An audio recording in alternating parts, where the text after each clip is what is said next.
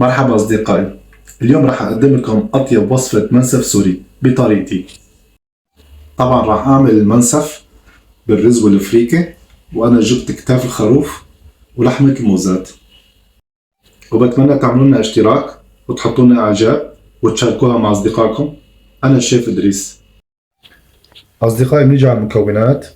مثل ما قلت لكم أنا جايب كتفين خروف ولحمة الموزات مسحبة من العظم، جبت كمان قطعتين. وانا راح اعمل المنسف بهي الطريقة اصدقائي، ما راح اسلق اللحمة، راح اشويها بالفرن. خلوكم معنا لتشوفوا شلون هي الطريقة. طبعا راح اضيف للحمة اثناء طبخها بالفرن بصلتين، بدي شوية جزر، بدي راس توم، ورقتين او 3 ورقات ورق غار، كبش قرنفل 4-5 حبات، وشوية هيل، وبدي شوية صغيرة كمان من الروزمارين او اكليل الجبل. بدي فلفل اسود هذا اساسي، والملح. بدي احط شوية كمان تشيلي. اول شي اصدقائي نفرد اللحمة بالصينية. انا الكتف قصيته بس لقطعتين. هلا بنجي بنملحهم بعد ما فردناهم بالصينية، ملحهم ونبهرهم على الطرفين اصدقائي.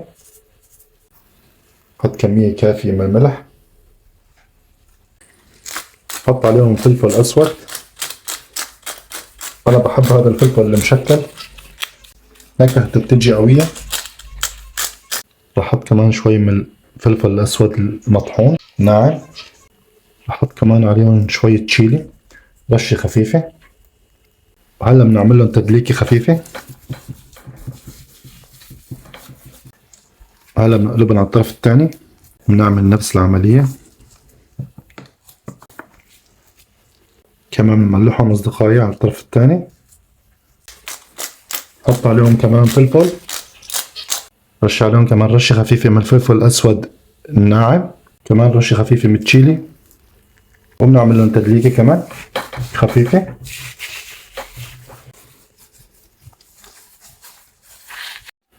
هلا بنجيب طنجرة كبيرة، إذا في فخار أصدقائي بيكون أحسن. بنحط قطع اللحم بقلب الطنجرة أصدقائي.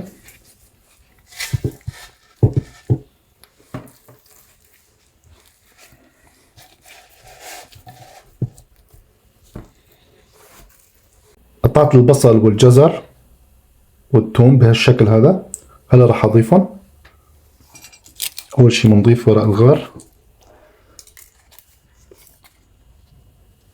نضيف حبات الهال، حبات القرنفل. طبعا التوابل ما راح تكون قوية مشان نحافظ على نكهة اللحم.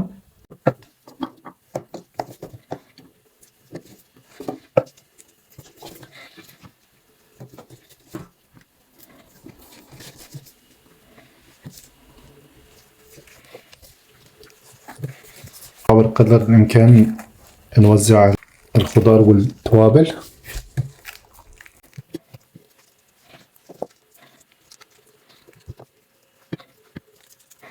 بالشكل هذا أصدقائي. هلا بنغطيها بورق القصدير أو السلوفان بشكل محكم أصدقائي.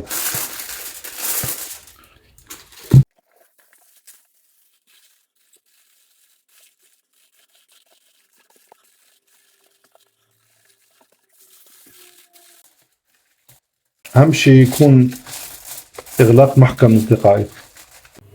شوفوا أصدقائي كيف أنا غطيت عليها بورق القصدير بشكل محكم. يعني هاي التسكيرة بتصير هيك مثل طنجرة الضغط أو طنجرة البخار. أصدقائي مثل ما لاحظتوا أنا ما ضفت لا زيت ولا سمنة ولا زبدة ولا شيء. راح أتركها بهاي الطريقة بالفرن. راح تنطبخ منها لحالها، من عصارة اللحم، من دهن الخروف، وراح تتشكل فيها كمية كتير كبيرة من الدهن. وبعد ما تستوي وتنطبخ راح نطالعها وراح بتشوفوها. أصدقائي هلا راح نحطها بالفرن ونشغل عليها طبعا من فوق ومن تحت بأعلى درجة حرارة لمدة 3/4 ساعة، وبعدين بنحط عليها على 220 230 حسب قوة الفرن عندكم، وراح نتركها 3 ساعات ونص ل 4 ساعات. شوفوا انا دخلت على الفرن، حطيت الشبك من الطبقة التحتانية، هلا بعيفها 3/4 ساعة. هلا بسكر عليها اصدقائي، وهون مثل ما انكم شايفين انا حطيت على 280 واستنى عليها نص ساعة 3/4 ساعة، وبعدين برجع بنزلها على 220 او 230. بعد ما راح 3 ساعات تقريبا انا راح ابلش بتحضير الفريكة لانه بتطول شوي في الاستواء. راح اضيف اول شي معلقة سمنة، طبعا السمنة هي سمنة حيوانية، انتو شو بتحبوا بتقدروا تطبخوا فيها الفريكة، حتى كمان نقدر نطبخها بالزبدة اذا بدكم اياها خفيفة، او بسمن حيواني اذا بدكم كمان، او بسمن عربي كمان. طبعا هي الفريكة اصدقائي، شوفوا على لونها، الفريكة الكويسة لازم ما يكون لونها كتير غامق، ولازم اختي لون الفريكة. طبعا انا هي نقيتها ما بدي غسل. عندي هون انا مقدار كوبين فريكة، لكل كوب فريكة بدها كوب ونص مي. طبعا الفريكة ما بدها تحميص اصدقائي، انا هيك حابب اعمل لها تلديعة بس شغلة دقيقة واحدة. طبعا حسب نوع الفريكة، في انواع فريكة ممكن تحتاج لكوبين من المي. هضيف لك 3 اكواب مي اصدقائي، هاي الكوب الثاني وهي الكوب الثالث. بنحط لها معلقة ملح، نعمل لها تحريكة، تحتاج وقت من 3/4 ساعة لساعة. طبعا اصدقائي بس بلشت الفريكة بالغليان بنهدي على النار وبنتركها 3/4 ساعة تقريبا. بما انه نحن طبختنا منسف بدنا شوية مكسرات لنحمصهم، بنضيف معلقتين زيت. شو هي نوع المكسرات اللي بتحبوها تقدروا تحطوا عليها. انا هون رح احط اللوز، بحط لهم تقريبا مقدار 1/4 معلقة ملح وبنحمصهم. طبعا انا بعد ما استوى عندي اللوز وحطيتهم على طرف، هلا بحمص اللوز المجروش. ليش كل نوع على حدة؟ لانه في درجة استواء مختلفة، شيء يحترق وشيء ما يستوي. هلا بدي احمص الانواع الثانية كمان، بدي احمص الصنوبر كمان معلقة زيت، ضيف الصنوبر، برشلهم كمان براس المعلقة ملح. طبعا التمليح حسب الرغبة اصدقائي، بنعمل تحريكة وهيك بكون تحمس الصنوبر عنا. هلا بنطلعهم. انا حابب احمص شوية فستق حلبي كمان شوية زيت. مثل ما حكينا المكسرات اختيارية اصدقائي او حسب المتوفر. كمان حطينا رشة ملح هيك لازم يتحمسوا اصدقائي. اصدقائي فستق الحلبي ما لازم يتحمص كتير، هيك هلا كافي. انا حابب احط فوقها كمان لحمة مفرومة ناعمة، عندي هون مقدار 800 جرام. طبعا هذا الشيء اختياري اصدقائي. راح احمصهم وبنشوفكم. نجي نحط التوابل للحمة. بدنا نحط اول شيء ملح مقدار معلقة صغيرة، نحط فلفل اسود مقدار نص معلقة صغيرة، ونحط مقدار نص معلقة صغيرة بهار حلو او بهار فرنجي، وبنعمل لها تحريكة.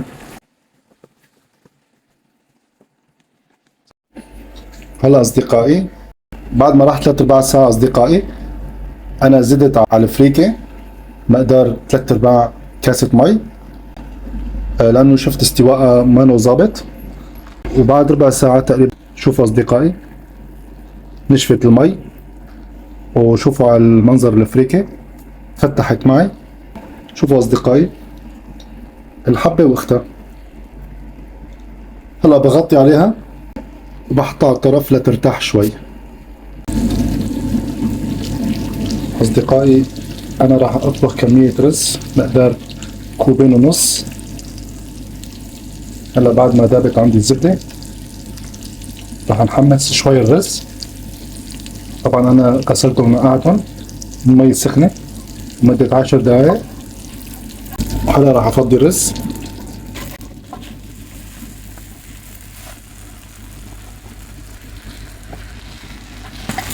طبعا اصدقائي بنحمص الرز لمدة 3 دقائق، بعدين بنضيف عليها المي السخنة. طبعا الرز اللي بدي اطبخه اصدقائي رز حبة طويلة، رز بسمتي، تختلف كمية المي حسب نوع الرز، واذا كان الرز منقوع ولا ما منقوع.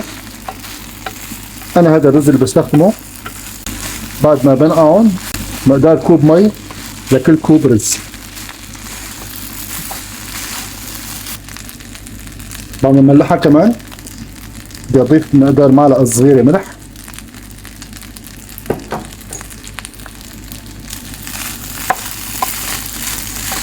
بعملها تحريكة،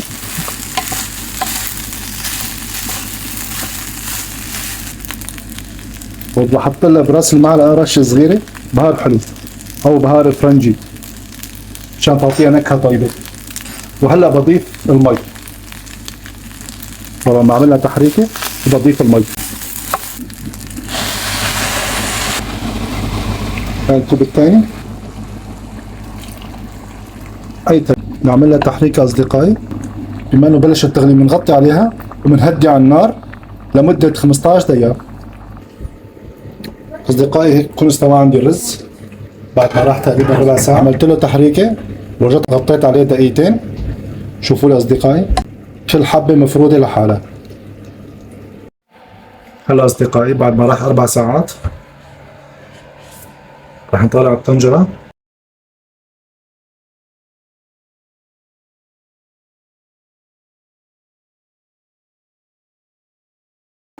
هلا راح أزيل السلفان عليها.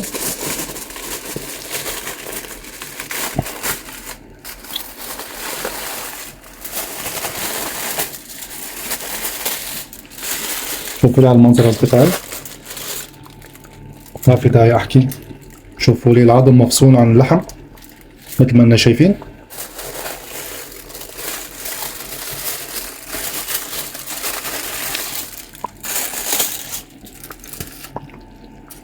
هلا راح احطها بالصينية وارجع ادخلها على الفرن واشغل عليها من فوق لنعطيها تحمير ونعطيها وش حلو.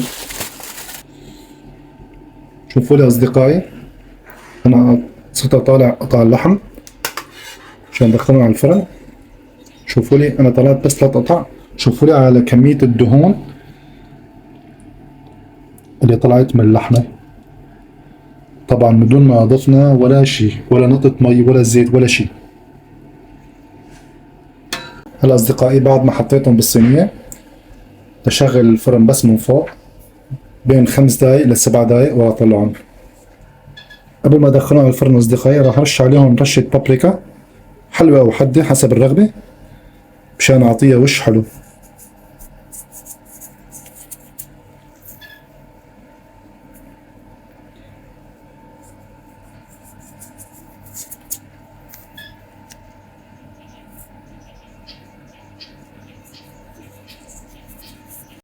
لبين ما تاخد اللحمة وش اصدقائي بالفرن راح نجي نحضر المنسف. بدي اقلب اول شي الفريكة.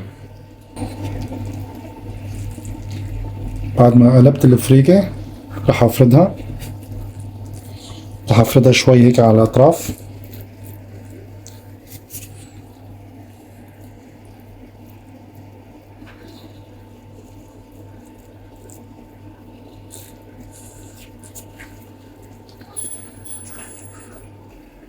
هلا اجى دور الرز، راح اقلب الرز كمان. شوفوا اصدقائي قلبي واحد. بدي افرد الرز كمان وراح احط عليه اللحمة المفرومة الناعمة اللي حمصناها.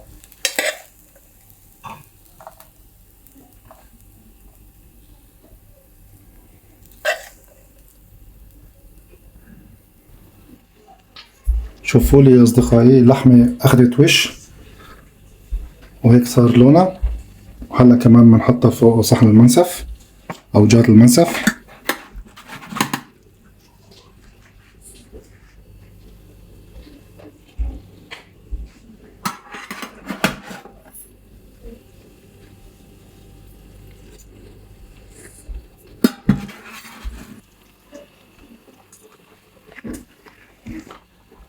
هلا نحط عليها شوية مكسرات.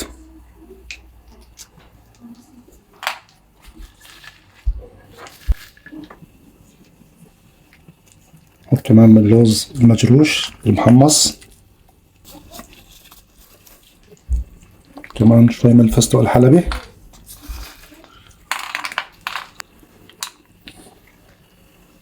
نحط كمان شوي من الصنوبر.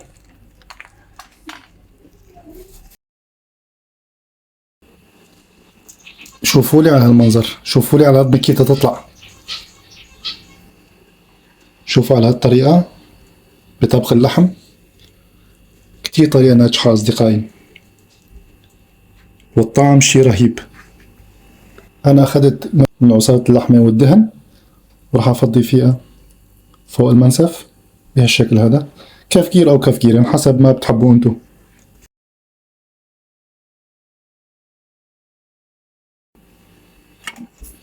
هلا بيجي بدوها أصدقائي، شوفوا لي، شوفوا لي كيف منهنها، مو بس مستوية أصدقائي، شوفوا لي منهنها رايح نيفة. هلا راح أدوقها. بسم الله.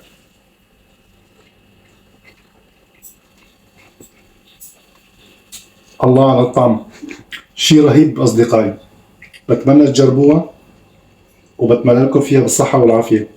نشوفكم في فيديو جديد.